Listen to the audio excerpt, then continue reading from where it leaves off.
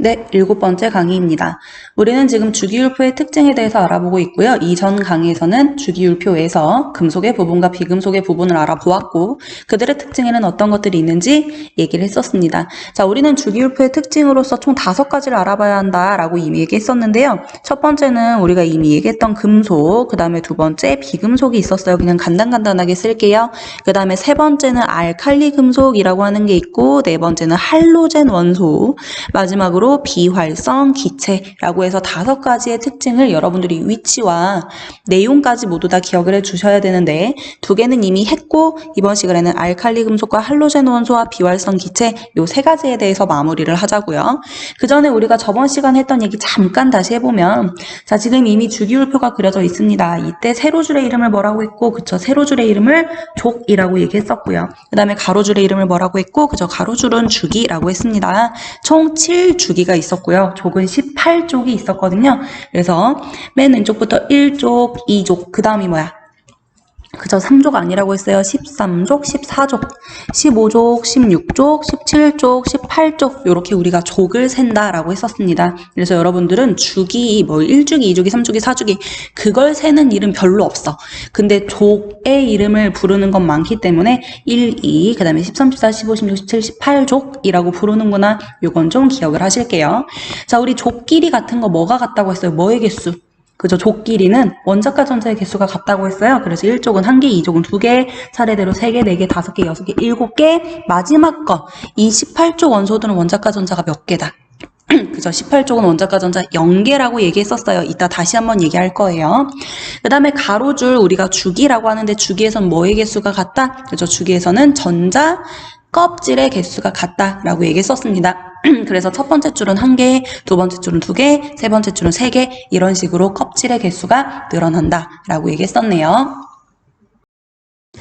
이제 그럼 우리 새로운 내용인 알칼리 금속과 할로젠 원소에 대한 이야기를 하도록 할 건데요. 먼저 알칼리 금속 볼게요. 알칼리 금속. 이 알칼리 금속과 할로젠 원소 같은 경우는 서로 여러분들이 비교해서 내용을 기억하시면 좀 외우기도 편하고 이해하기도 편하거든요. 먼저 알칼리 금속에 대한 이야기를 하도록 할 텐데 여러분들은 알칼리 금속과 할로젠 원소, 비활성 기체 이런 것들을 공부할 때 가장 뭘 먼저 보셔야 되냐면 이들이 어디에 위치하고 있느냐 이 주기율표 내에서의 위치를 보셔야 됩니다. 먼저 알칼리 금속 같은 경우는 어느 족 원소를 얘기하냐면 1족 원소들을 얘기해요. 1족 원소들. 그래서 알칼리 금속의 가장 중요한 특징이 뭐냐면 1족 원소들을 알칼리 금속이라고 하는구나.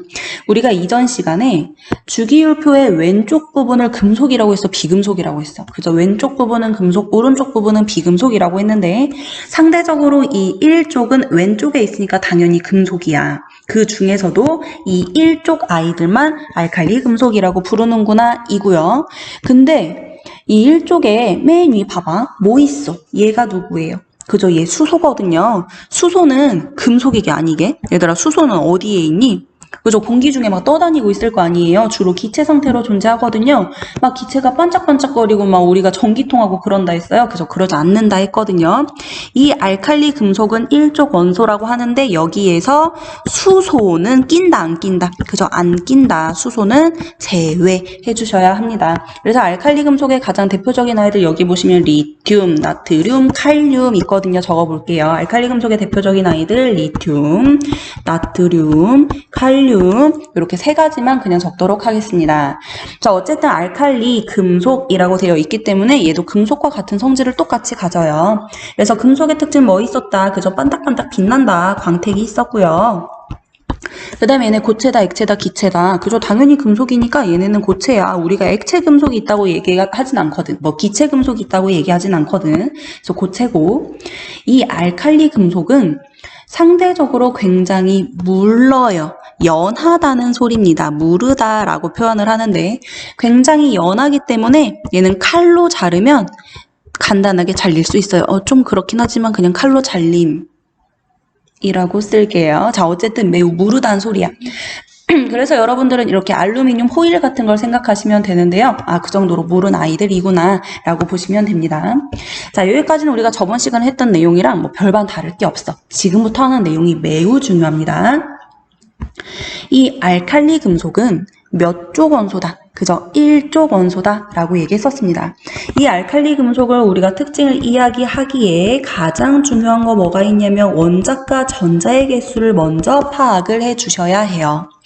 1쪽 원소 같은 경우는 주기율표에서 어디다? 그저 제일 왼쪽에 있는 이 첫 번째 줄 아이들이다.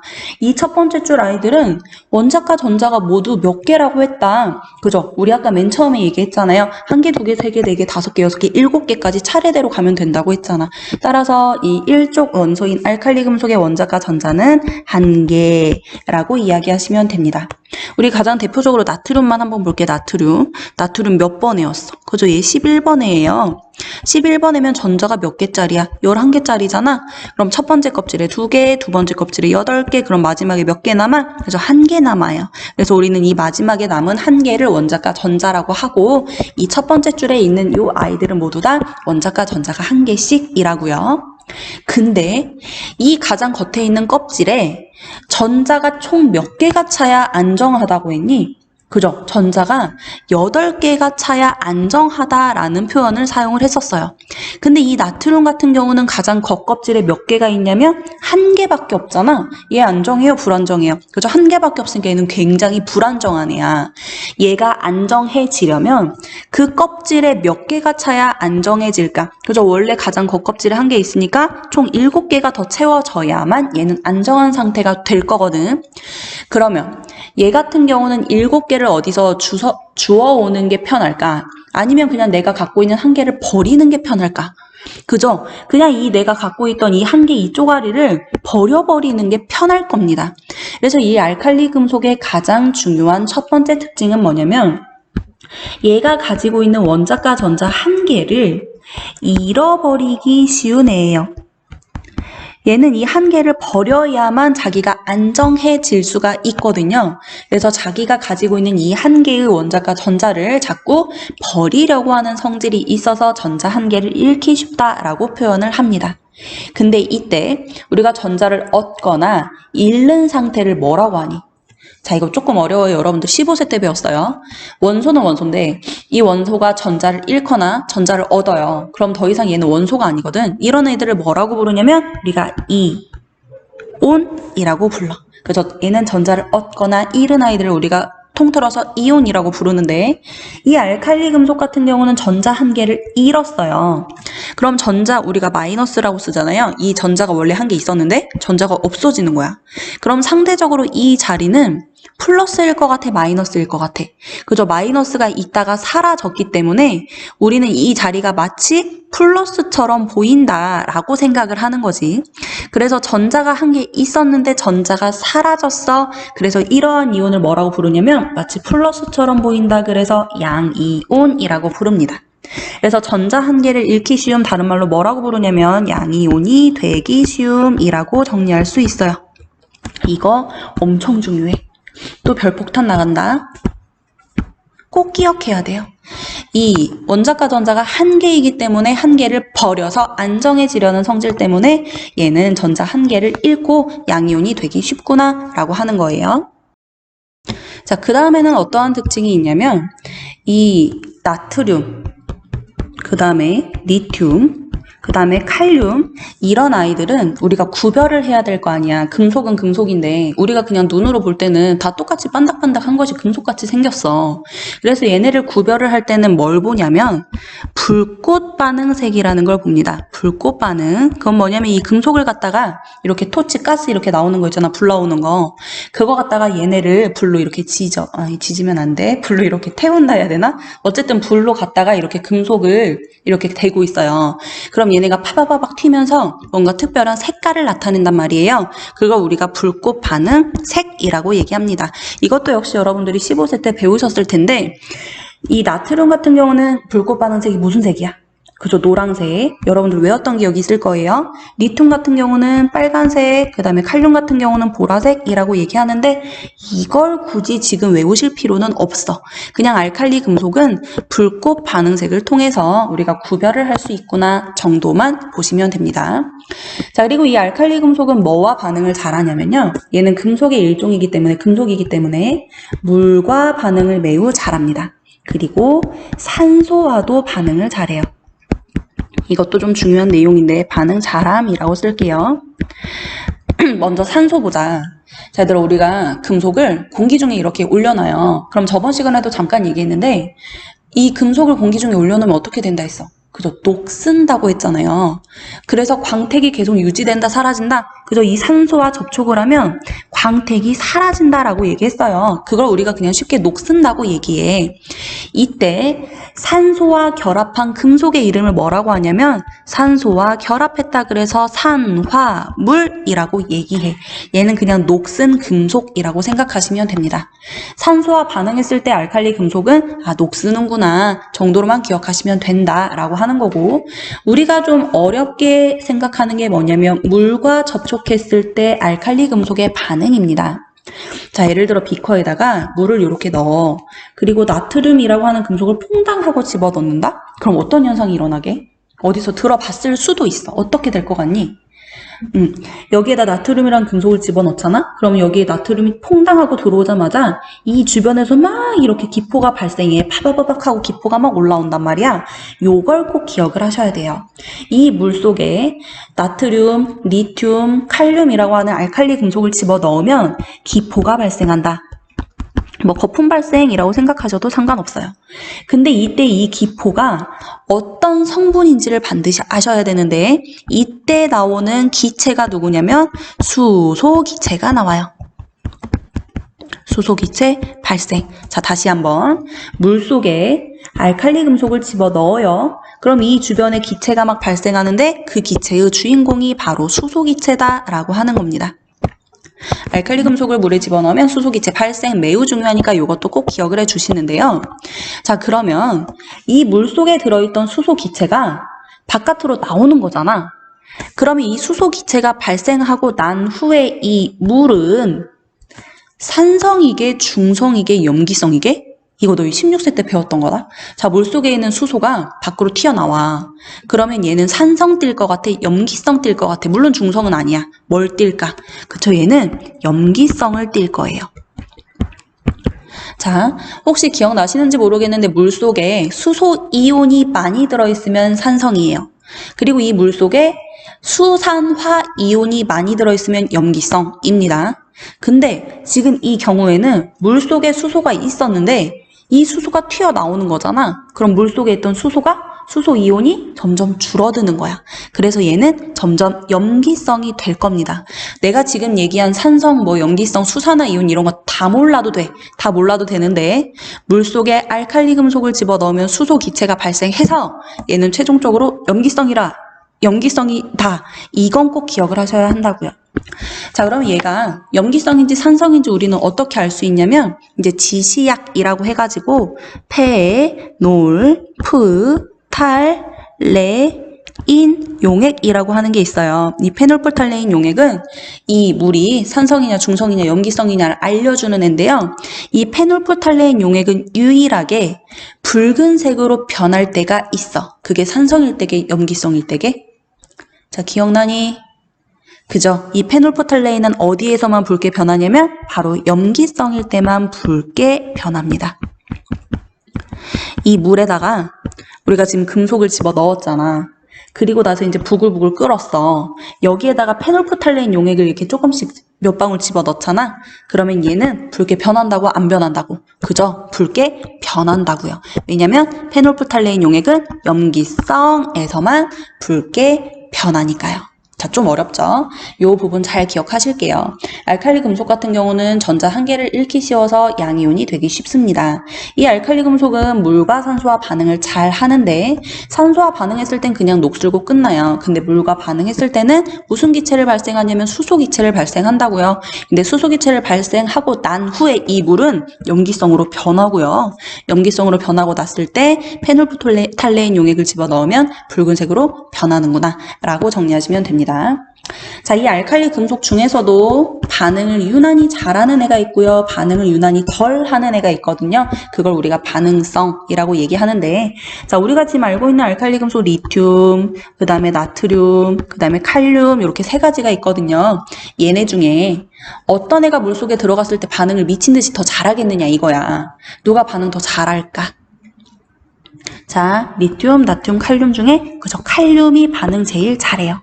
이 칼륨을 물에 집어 넣었을 때 얘는 진짜 미친 듯이 격렬하게 막 기포가 발생을 하고요. 수소기체가 나오고요.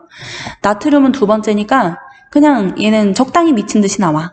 리튬도 나오기는 나오는데 얘는 좀 적게 나와. 그렇게 여러분들이 생각을 하시면 되고, 이걸 우리가 다른 말로 뭐라고 하냐면, 자, 우리 주기율표로 가보자. 리튬, 나트륨, 칼륨 중에 누가 반응성이 제일 컸다고? 그저 칼륨이 제일 컸다고. 그 다음에 나트륨이 2등, 리튬이 3등이잖아. 원자 번호가 아래쪽으로 내려갈수록 커져야 작아져요. 그저 커지거든요. 원자 번호가 커질수록 반응성이 커지는구나. 이렇게 정리할게요. 자, 아래로 내려갈수록 반응성이 커졌다. 이거 다시 얘기하면 원자 번호가 클수록 반응성이 크다 작다. 그래서 반응을 더 잘한다. 이렇게 하시면 알칼리 금속에 대한 내용이 끝났어요. 자, 알칼리 금속은 금속, 비금속의 특징에 비해서 좀 내용이 길었죠? 마찬가지로 할로젠 원소도 좀 비슷하거든요. 그래서 여러분들이 알칼리 금속 같은 경우 특징을 잘 정리하시면 좋겠습니다.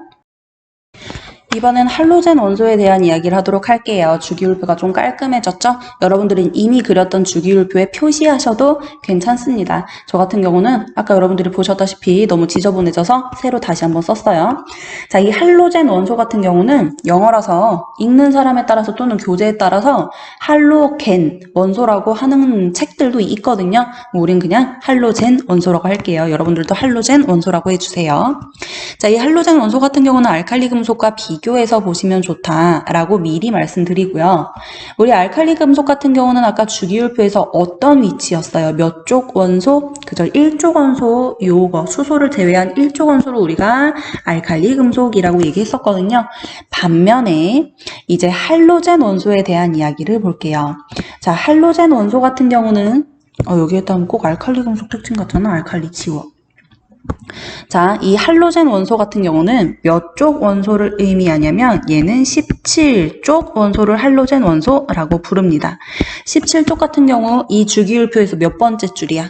그죠? 1쪽, 2쪽, 13, 14, 15, 16, 17이니까 7번째 줄 얘네가 바로 할로젠 원소입니다. 자, 이 알칼리 금속과 할로젠 원소의 위치를 여러분들이 잘 기억을 해 주셔야 돼요. 이제 주기율표는 여러분들이 다 외워야 되거든. 그 중에서도 첫 번째 1쪽은 알칼리 금속이고 17쪽은 할로젠 원소이구나. 이렇게 여러분들이 알 수 있어야 한다고. 자, 얘는 제외되는 물질이 없기 때문에 이렇게 가로를 닫아 줄게요. 이 17쪽이 할로젠 원소이구나. 중요합니다. 자, 그러면 우리가 첫 번째로 해야 될 게 뭐냐면 이 할로젠 원소도 마찬가지로 원자과 전자의 개수를 알아보자 라는 겁니다. 17쪽이에요. 몇 번째 줄이에요? 그죠? 1개, 2개, 3개, 4개, 5개, 6개, 7개인 애들이네요. 17쪽은 7번째 줄에 있으니까 얘는 원자과 전자가 7개인 아이들이구나. 우리 대표적으로 염소 한번 보자. 염소가 원자번호 몇 번이게? 자, 염소야. 이 염소는 원자번호 그죠? 17번째입니다. 자, 원자번호가 17번이면 얘는 전자가 몇 개짜리게? 그죠? 전자 17개예요. 그럼 첫 번째 껍질에 몇 개 차? 2개 차. 두 번째 껍질에 8개 차? 몇 개 남아? 그죠? 얘는 7개 남아요. 따라서 원자과 전자가 7개다라고 표현할 수 있네요. 얘도 마찬가지로 이 가장 겉껍질에 몇 개가 차야 안정하니? 그죠? 얘도 당연히 8개가 차야 안정해요. 근데 7개밖에 없네? 몇 개가 모자라. 그죠? 1개가 모자라. 얘 같은 경우는 1개를 얻는 게 편할까? 자기가 가지고 있던 7개를 버리는 게 편할까? 그죠? 당연히 1개를 얻어오는 게 편할 겁니다. 그래서 우리는 이 17쪽의 할로젠 원소의 첫 번째 특징 뭐라고 하냐면 전자 1개를 잃기 쉬워, 얻기 쉬워. 그죠? 얘는 전자 1개를 얻기 쉬운 애예요. 우리 아까 알칼리 금속 같은 경우는 전자 1개를 잃기 쉽다고 했는데 얘는 전자 1개를 얻기 쉬운 애들이고, 왜냐면 원자과 전자가 7개니까 1개만 차면 안정해질 수 있기 때문입니다. 그럼 이 전자 1개를 얻어서 어쨌든 전자를 잃거나 전자를 얻거나 하는 애들을 통틀어서 우리가 뭐라고 한다고 했어? 이응 그죠? 이온이라고 한다고요. 그럼 얘는 무슨 이온이냐면 원래 전자가 없던 자리에 전자 1개를 얻어서 마이너스가 생긴 거야. 그럼 얘는 음이온이 되기 쉽다라고 얘기합니다. 음이온 되기 쉬움. 전자가 원래 없던 자리에 전자 한 개를 얻었으니까 마이너스가 될 거잖아. 그래서 음이온이 되기 쉬운 아이들이다 라고 얘기합니다. 알칼리 금속은 전자 한 개를 잃어서 양이온이 되기 쉽다면 반면에 할로젠 원소는 전자 한 개를 얻어서 음이온이 되기 쉽구나. 이것도 매우 중요해요. 별폭탄 그렸어요. 자, 이 할로젠 원소의 이제 일반적인 특징 볼게요. 할로젠 원소의 가장 대표적인 아이들 우리 주기율표에 보시면 위에 플루오린이라고 있고요. 그 다음에 Cl 염소입니다. 주기율표에는 없지만 I라고 쓰고 이거 아이오딘이라고 읽거든요. 그냥 참고적으로 적은 것 뿐이고요. 얘네는 대체로 어떤 상태로 존재하냐면 고체, 액체, 기체 중에 기체 상태로 존재해요. 근데 그냥 F, Cl, I 이렇게 존재하지 않고요. 얘네는 꼭 두 개씩 결합해서 존재하거든. 그래서 두 개씩 결합했다 그래서 F2 그 다음에 역시 두 개씩 결합했다 그래서 Cl2, 아이오딘도 마찬가지로 I2 이렇게 두 개씩 결합한 상태로 존재를 하는데 이것들의 이름을 뭐라고 부르냐면 원자가 두 개씩 결합했다 그래서 E, 원자, 분자 라고 불러요. 근데 외우지 않으셔도 상관없습니다.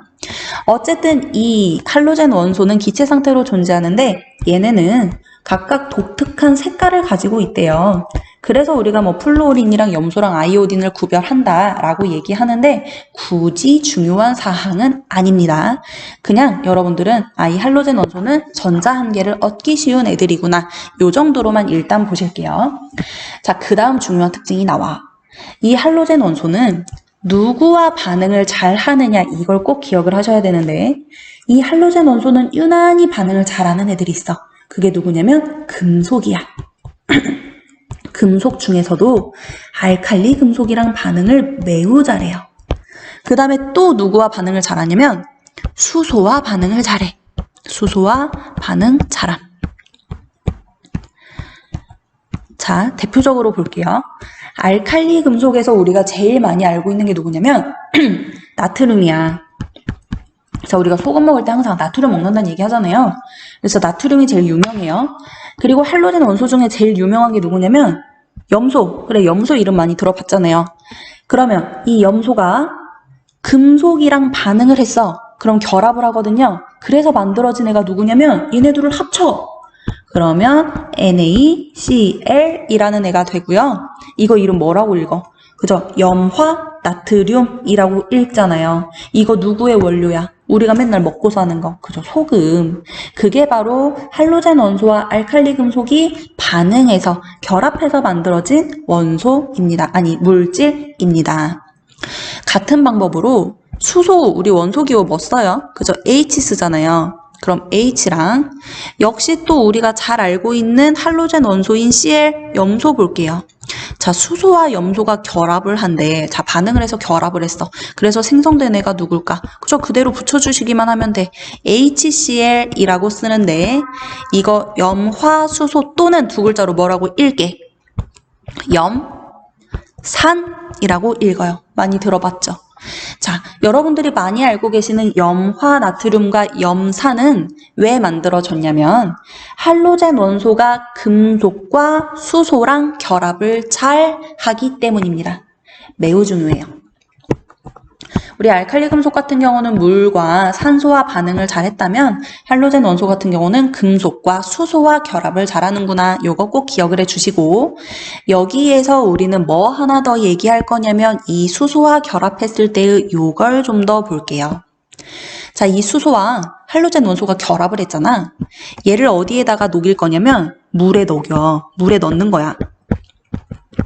자, 물이 이렇게 있으면 이 물 속에다가 좀 전에 수소랑 할로젠 원소가 결합한 이 염산을 퐁당하고 집어넣는 거지. 물론 얘는 이제 액체 상태로 존재를 하게 될 건데 어쨌든 물에 녹아 들어가면 이 물은 산성이 되게 염기성이 되게 자, 이건 눈치 싸움이야. 그죠? 얘는 산성이 될 거예요. 왜냐면 아까 알칼리 금속 같은 경우는 물에 알칼리 금속을 넣었을 때 염기성이 된다고 했잖아요. 이 할로젠 원소 같은 경우는 반대라고 생각하시면 편하거든요. 여러분들이 이해하실 때. 자, 수소와 결합을 했어. 그러면 이 수소와 할로젠 원소가 결합을 한 채로 물속에 녹아 들어가잖아. 그럼 물속에 뭐가 많아져? 그죠? 수소가 많아져. 정확히는 수소 이온이 많아지거든요. 그래서 얘는 산성이 될 거예요. 여기에 우리가 페놀프탈레인 용액을 집어넣어봐. 페놀프탈레인 용액. 인을 집어넣으면 색깔이 변할까 안 변할까? 자, 우리 아까 페놀프탈레인 용액은 어디에서만 색깔이 붉게 변한다고 했어? 그죠? 염기성에서만 붉게 변한다고 했거든요. 이 산성에서는 색깔이 변하지 않습니다. 무색이에요. 자, 매우 중요합니다.